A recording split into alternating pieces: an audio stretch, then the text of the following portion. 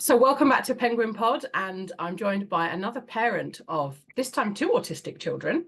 This is Jane, and Jane has three children, two of whom have received an autism diagnosis, and they're both in their teens. So we're going to talk to Jane this morning about how you came to believe that your children may be autistic. I think it's a slightly different journey for each one. Is that right? That is very much so the case for both of them, really. My son, he is 17 years old. And from the very beginning as a baby, he was different from his eldest sister.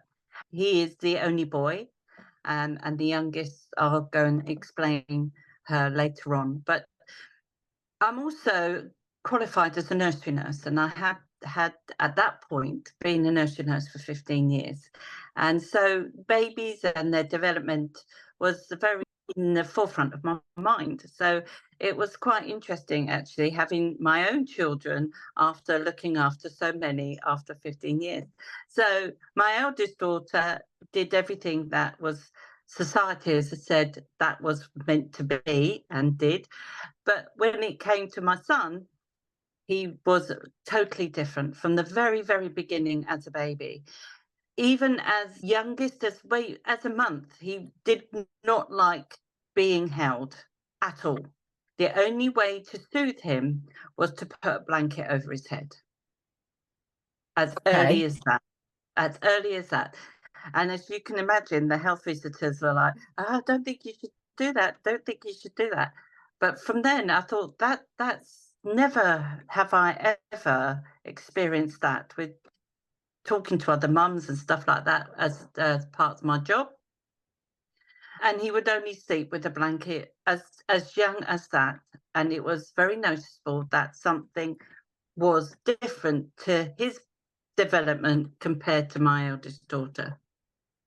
And then as time went on, it became evident, just his demeanor and everything like that. So yeah, he was very, very, very young in that sense. Okay, so you've got this little baby and you're having to soothe him by not holding him, which is obviously instinctual as a mum, and you'll have done that with your eldest.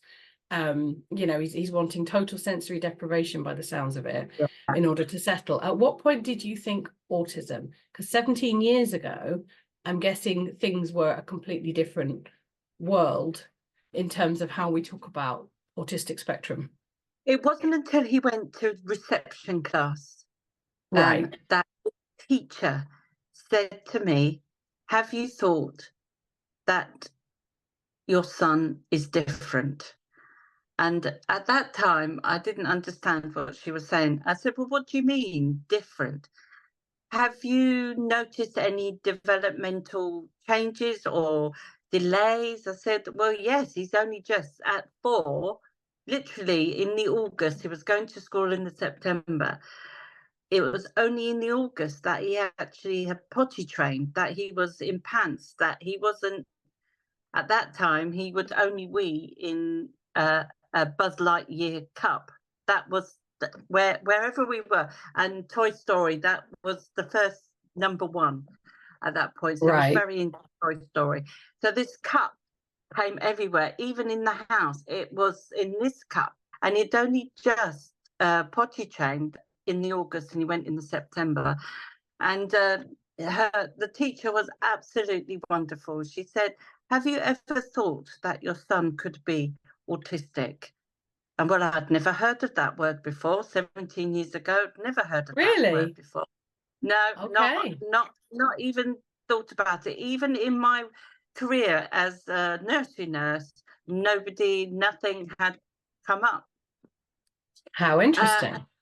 It was interesting. And so I started kind of looking it up and kind of thinking, yes, that sounds like him. The car lining up it was his fascination with one thing and one thing only, his cars, the way he would eat, what he would eat.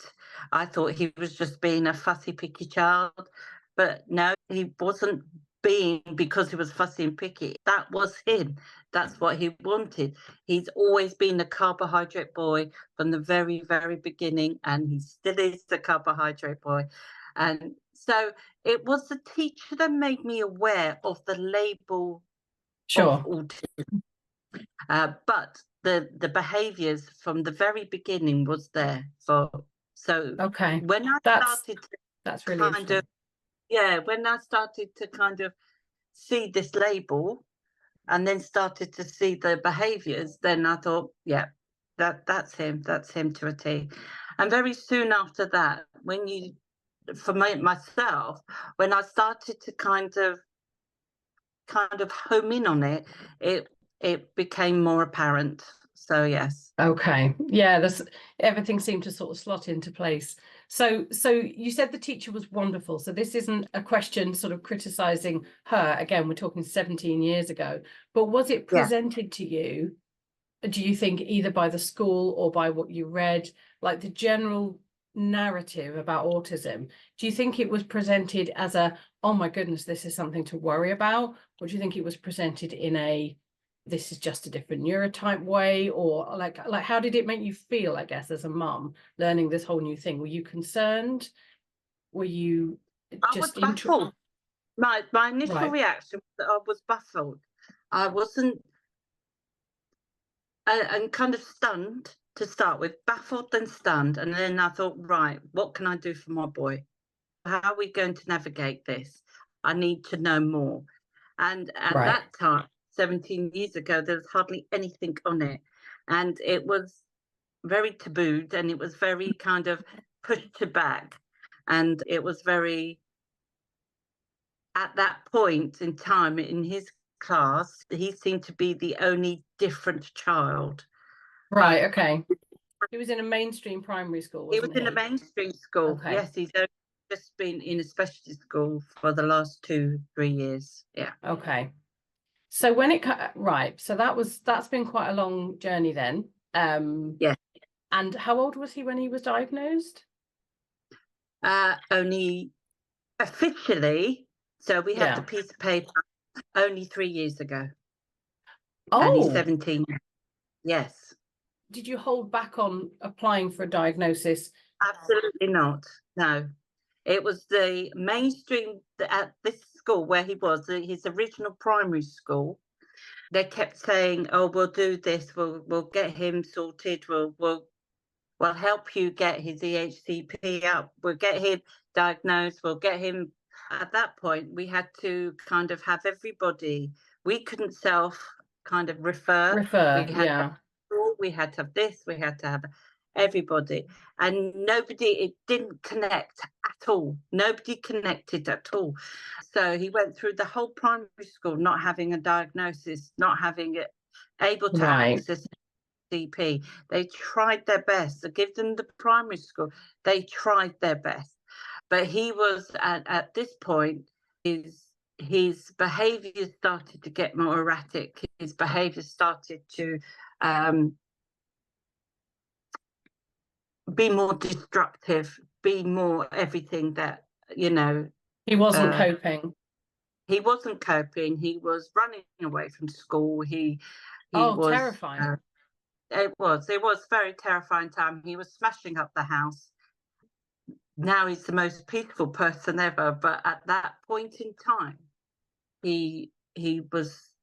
It was hard. It was hard for him. It was hard to see that, and because there wasn't that much information 17 Yeah. years ago, or any kind of help in any sort of way, I was just winging it really because I Mm. didn't know the right words or how to deal with him, or everything has been self-taught. A lot of people say that you've had to teach yourself, and it's only in the recent years that actual help and actual guidance and actual support groups have been there. So it's been really, really hard to help him. And in a way, my sister said, when we realized my daughter was going along the same path, she turned around and she said, "Your son is the practice one. Your daughter will get the benefit." And it's always, Well, and it's yeah. always been like that. Really, it's always. Tried. I've always thought about that, and that's why I've wanted to help people, because there shouldn't be practice ones. We should all be able to kind of be able to grab hold of all the information we possibly can Yeah. and create that kind of rock to stand on. So yeah, I think it's been that is one of the main issues that we've had in our family, is because all I can really do is seek the information myself. And it's about, you have to be so incredibly discerning. Even if the information you're getting is from a really credible source, that doesn't mean they know your child. And that doesn't mean they're necessarily up to date with the most, with the latest way of thinking, because it's such a very new thing. How much younger is your daughter? my daughter is 3 years younger, so she just turned 14. So my Okay. daughter was a totally different kettle of fish altogether, in the sense that she was very cuddly baby. She's like a sister. At that point, she did like contact and she did like people touching her. She ate well. There wasn't anything different in that sense. She seemed on par with her eldest sister. It was, again, when she was at school. And it wasn't until she was in year 3 that I began to notice similar traits to my son. And the aha moment for me was when she came home from school and said, "Mummy, it's so, so loud. So, so loud. And I can't deal with it." It's just the way she went, "I can't deal with it." And it just, the light bulb, it was that simplistic comment, that simple comment, just the light bulb. So I started realizing that, yes, for her, school was too big a thing. She wasn't a runner. She would just curl up in a ball in the class. Her teacher wasn't as receptive as my son's reception teacher. So this was year 3. So up to this point, it looked as though she was on the same par as her eldest. She was But then coping. She was flying under the radar. yeah. And even when she was at home, she was fine in that sense. There wasn't anything particular that you could say, yes, she has autism. But it was in the year 3, that's when she started to say, "My ears hurt, it's too noisy, it's this, I can't cope with it." And she wouldn't get out of bed. Her way of dealing with things was to hide under her duvet. Yeah. So she would freeze, whereas your son was flight. She's not a flight. She's a freezer, and she could not get out of bed. And unfortunately, and it's really interesting because they both went to the same primary school, but the way she was dealt with was very, very different to the way that my son was dealt with. How so? In the sense that they used to say that she was always screaming for attention, because if it was noisy, she would scream. So even though it was noisy, she would match the level of that volume of class. And then she would throw things. And because she was frustrated and she didn't know how to deal with all that was coming upon her, it was a massive sensory overload. And, they were saying that she's always needing our attention. She's always kind of trying to be the center of attention, was often what I heard, and so forth. So year 3 was a really big year for her. At that point, we moved to where we live now. You moved to a different town. That's right. You'd have changed schools. Yeah. Changed schools. And that school, that primary school that she went to, actually helped her an awful lot. Recognized that there was more to than her just being a diva, because I have to be honest and put my hands up. At first, I used to call her a diva because I thought her behavior was just erratic. But, when she said to me that my ears hurt, it's too noisy, that sort of thing, I realized then that actually she's masking so much more than my son used to. And it's been like that ever since, really. I look at my two, they're chalk and cheese, but we also have to remember that they have personalities that is different from Of their course, autism. They have absolutely. their likes and their dislikes. And when we often have discussions in our house, and I said, I look at you two and I see how strong you truly are, because we have layers. We all have layers as human beings, but I said, you have more than we do. And I said, you have to have more strength than we do to deal with those different layers, and to also deal with what society thinks you should or you shouldn't do. So Absolutely. I admire my children very much for that. But the second primary school that my daughter went to, they were very aware, and they were kind to her, and they gave her the space. They let her go out the classroom. They had, eventually she had 2-to-1, so there was another pupil and her with a teaching assistant, and that was them for the day. And that to her was perfect. You know, she didn't have the hassle of the class. She didn't have all of that. We went in at different times, so there wasn't that many people. So that was my ha-ha moment with her. So was your daughter able to finish primary school?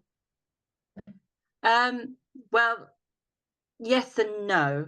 COVID hit as well, and that was her favourite time because we were at home. Same. Absolute favourite time for both of them, actually. At that time, my eldest daughter was at home, so that, you know, she used to go in on odd days. They allowed her to go in because at that point that you were allowed to take. Some children were allowed to go in. But when it came back to going back full time, she never did. Right. She never did. And I didn't force the issue in the end, because the way she was dealing with it was having massive, huge meltdowns. And she also self-harmed as well. She was the one. You were self-harming. Okay. She self-harmed, and I want her to experience educational places in a good way and so forth. She's never been out of school on long term like my son has, but she's still, even now, she still has days where it's a reset day so that she can, you know, A reset day. I like that. I forgot where I got that phrase from, because I use that phrase.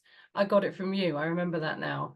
So this is the idea that sometimes they just need, I would have previously called it a mental health day, but sometimes your child just needs a day in bed. They just need a day to Absolutely. not, just to not.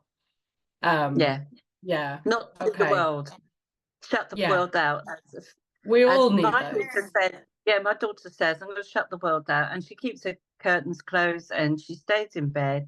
And I used to feel really guilty because, you know, we get pressured in sending your kids to school. And I also, because of her personality, she's quite determined person. And we used to have physical fights in trying to get her into the car. I look back and I think, oh my goodness, what have I done? What have I done? What am I doing to my children? And for me, I had an aha moment as a mother of 2 autistic children. There was one day I was at my lowest ebb, and I think the children had, one or both had meltdowns in their particular way. And I was sitting I was gone to the loo, and I'm sitting there. I think, what am I doing? What am I doing? And I sat there for a very long time.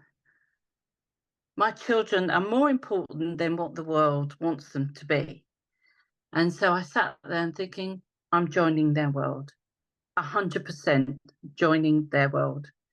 And since then, it's been a beautiful thing. Really, really has. Do you know that?